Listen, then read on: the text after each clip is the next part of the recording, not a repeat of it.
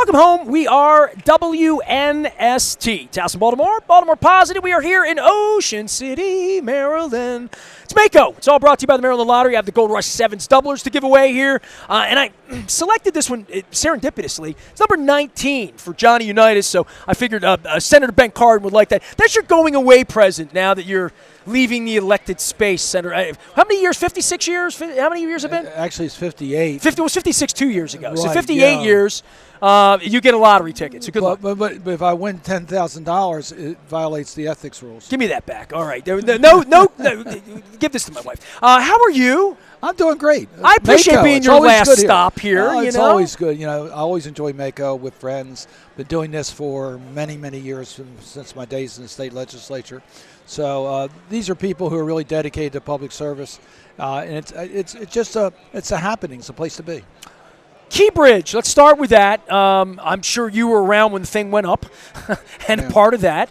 That day, I found myself in a room sobbing in Florida and the emotions of it. I'm a Dundalk guy. I realized I could look out of my bedroom window and literally see the bridge all of my life, let alone Costas and what it's done to business and these people who lost their lives. Putting this thing back together, that maybe something you didn't think was going to be on your desk 6 months ago. No, it was surreal. It was a shock. When you saw the video particularly, you couldn't believe that could happen. It just was horrible. Our first thoughts about those who could perish as a result of being on the bridge. We thought there'd be many casualties. We lost 6 souls from the collapse, which are in our thoughts, prayers, and their families are with our support. But it could have been a lot worse, and we give our thanks to the first responders and the police who were able to close the bridge in time. But then that was miraculous, really. It really was. I mean, it's the middle of the night, and there was anyone who fell into the water, chances of rescue were not great at all. The water was freezing, murky. It was a horrible situation. Then the reality stepped in. We saw the dolly with the bridge on top of it, and we said, this channel is going to be closed for a long time. This bridge is not going to be replaced. What are we going to do? And within hours, President Biden was on the phone reassuring us that he would be there. Secretary Buttigieg was actually on the scene within hours. We had a chance to talk. He called you, right? He called me. He said, we have your back. We're going to do everything you need. Anything you need to do, you're going to be there. Our rescue teams are going to be there. The Coast Guard's going to be there. The Army Corps is going to be there. We're going to get the port open as quickly as possible. We're going to get the bridge replaced. And by the way, we're going to pay 100% of the cost. We'll give you all the resources you need. And that was reassuring, but it was just the shock, as you said. I mean, this is an iconic part of our community. The port being closed, the third busiest port in America. I don't think citizens realize that. No. As a citizen, that was something I was watching it on CNN, on an airport flying home that day from Orlando, and it freaked me out thinking I'm going to fly home and not see the bridge underneath on that day, right? But I'm watching, I'm thinking the port. That is something, I'm a kid from Dundalk. I knew people that worked at the port. You see the cars when you go through the harbor tunnel and you know all that. But the economic part of that engine, it was an awakening, I think, for our citizenry about the importance of the port. And the port is inland. It's more inland than any of their competing competition. But that also means it's more vulnerable for bridges, for example. So the port was closed for all intents and purposes. There was a little bit of a facility at Trade Point, but not much.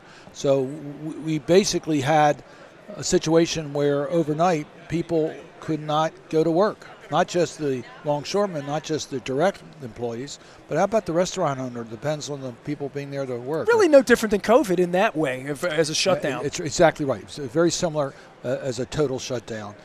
So immediately we met with the workers. We arranged for some temporary help.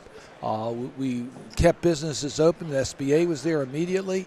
We did everything we could to protect the workers, protect the businesses. And then we had the circumstances of the bridge itself and the rescue operations and how we're going to clean this channel out. I think initially we thought it would take months and months before the port could be opened. But the Army Corps, the Coast Guard did the right thing. If that bridge goes up as quickly as it got dredged, we'll have something, right? That was a miracle. I mean, I don't. The risk factors there. Can you imagine diving and you can't see your hands, and there's jagged edges, and anytime you moved anything, things could move. You could be trapped there.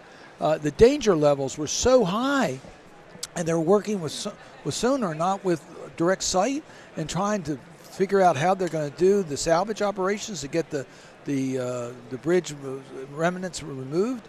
It's a miracle that they were able to get that done in safety, and then how quickly they got it done. It speaks to the talent of the engineers that we have in the Navy, the Army Corps, the local police authorities that were there to help dive also. My hat's off to all of them. They were amazing. You've done so much legacy work. I'll ask you what you're most proud of, but I do think when I think of your legacy in small business, and I'm a small business owner, and things that you have gone to fight for Marylanders and for people, I'm an AM radio station in Towson. Go around this country and try to find another person, a guy that lives in a community that owns a radio. Right. I'm competing with Odyssey. I'm competing with Clear. Yeah. These big Hearst, all these big people. Small business is the engine of the country, and I'm in a weird spot in my industry. But restaurants, that's the heart and core of restaurants in this country. Well, small businesses are the heart and core of America. That's where you not only get job growth, because that's where most jobs are created, you get innovation. You got to figure out a different way to do things on air in order to be able to have an audience. Internet yeah. came along. So you figure it out. You got that drive. That's what's so great about small business entrepreneurship. You have that drive to figure out a better way to do something, and you can make money off of it, but you can also change the face of services in America or manufacturing in America. All that can be done as a result of the innovation of small companies. That's why there's more patents by small companies, more job created, more innovation than we do from the larger companies. So yes, I was proud to chair the Small Business Committee. I've done everything I can to provide opportunities to the genuine small companies that depend upon the help, because they don't have deep pockets. So when COVID hit, they couldn't survive without government help. I'm one of them. Yeah, I'm a PPP guy. Yeah. I mean, I would not be here. Chris Van Hollen came by and complimented you on all of this work and the legacy work, but the fact that you did it sort of together. And, I'm going to have Larry Hogan on. I'm going to have Angela Alsobrooks on, who I've not met, and talking about the work that you're leaving behind, the legacy you're leaving behind. Let's talk about what there's going to be an end point. You're going to sprint to that, as Chris Van Hollen said you were. What are you leaving behind legacy-wise, and what's the work that's still going to need to be done by Larry or Angela, depending on who wins this election? So I could talk about specific issues. I'm proud about the Chesapeake Bay, proud about what I did with small businesses during COVID. I could talk about Medicare, preventive health care that I was responsible for getting done, or international human rights, the Magnitsky sanctions. There's a lot of issues or pension reform. There's a lot of issues I can talk about. But what I guess I'm the most proud about is that being able to work in a civil environment across party line to get things done. Come November, I'm going to do everything I can to get Democrats elected. But once the election's over, you got to work together, and you got to get things done. And I hope my legacy is that I was able to reach out and work with Republicans, work with Democrats, and get things done, so we just don't talk about issues, and do it in a way that's respectful. And civility, to me, is a hard commodity today in American politics. And you've preached that because you come from that old school. Well, that's true. I mean, if everybody were like Trump, nothing would get done, right? I mean, literally, right? That's the push and shove of all. Cooperation is at the core of getting anything done. You're right. It's old school. We want to make it new school. We want to make this back the way things should be. For that part of the legacy, what did you not get done? What still needs to get done?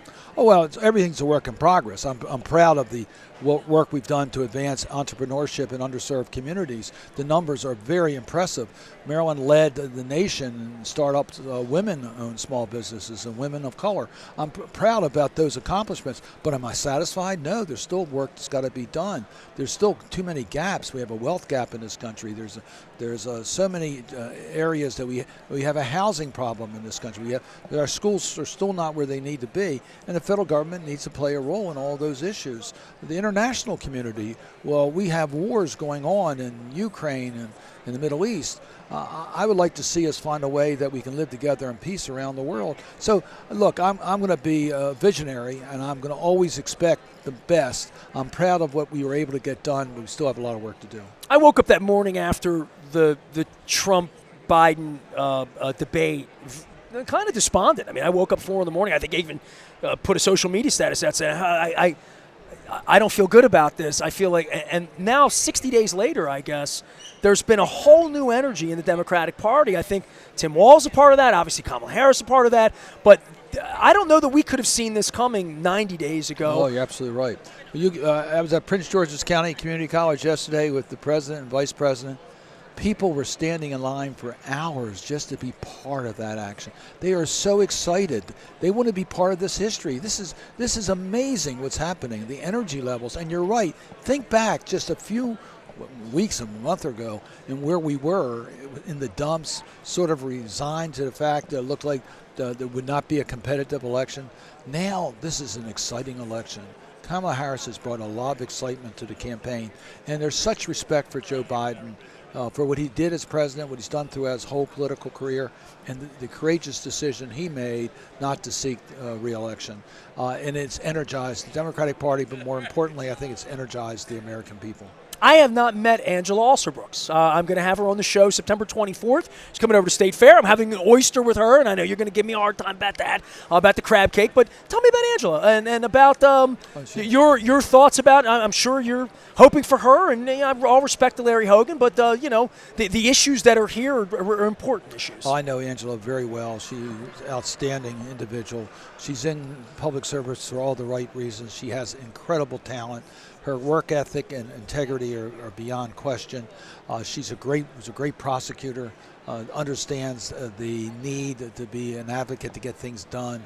A great county exec, worked with us on so many different issues. She's fully prepared to take on the responsibilities of the United States Senator. I strongly support her and think she would be the best for the people of Maryland. You gonna be there that day when the name comes off the plate and you put the new plate up, and you're smiling thinking about it. What are you gonna do retired? You don't know how to retire. I'm not gonna retire. That's one thing I can tell you.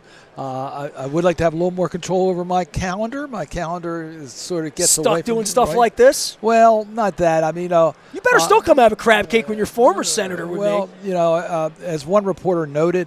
Next year, in fact, this November, Myrna and I will celebrate our 60th wedding anniversary, and this is my 58th year in public life. So Myrna's had at least 2 good years. I think it's time for her to have some more time with me, and for me to have more time with her. What are you going to do? You going to go somewhere you've never been? You got a bucket list? No, we've traveled the world. I've been very fortunate where I've been able to represent the United States around the world, particularly in my relationship now as chairman of the Senate Foreign Relations Committee.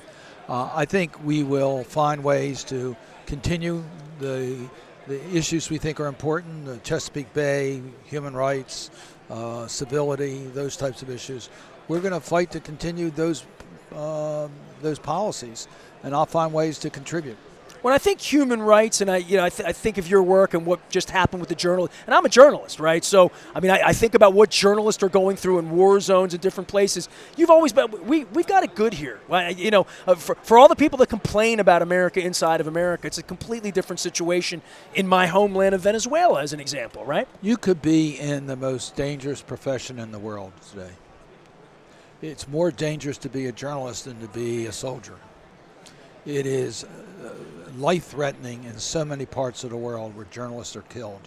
We've seen that in Russia. We've seen it in Turkey. We've seen it throughout the world. We've seen journalists who have been made hostages. We saw that obviously in Russia. So this is so it's not easy. And then you are called in democratic countries as being the enemies of the state. And we've seen that happen. And therefore, just on your own privacy can be impacted by this. So our founding fathers said that an independent press is critically important to preserving our democracy.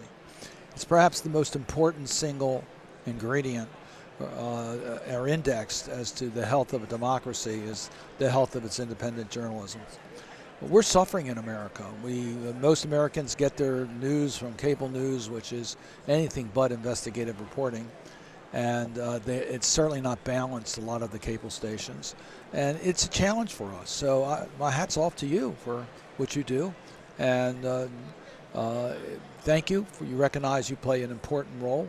And I hope that young people today realize that becoming a journalist is an important part of their carrying out the democratic institutions of America, and that we can find a way to find support for investigative journalists, so that when I started, I would have half a dozen reporters covering me in the Maryland General Assembly. Today, I have virtually no one covering me in the United States Senate that's local. So we need that's unbelievable. Yeah. That's an unbelievable mission from a sitting senator about that. I know you have to go. Come get a crab cake with me soon. Okay, all right? absolutely. I hear you can have time on your hands beginning sometime in January. Senator Ben Cardin always joins us, and for Dave Sigmund, Uncle Ben. His final visit as a sitting senator, and we'll get some more free time with that. We're down here on behalf of the Maryland Lottery. We're going to be at Fadley's next Friday having a crab cake, maybe even a fried oyster. 26 oysters in 26 days beginning on September 5th. Back for more in MACo in Ocean City, Maryland, right after this.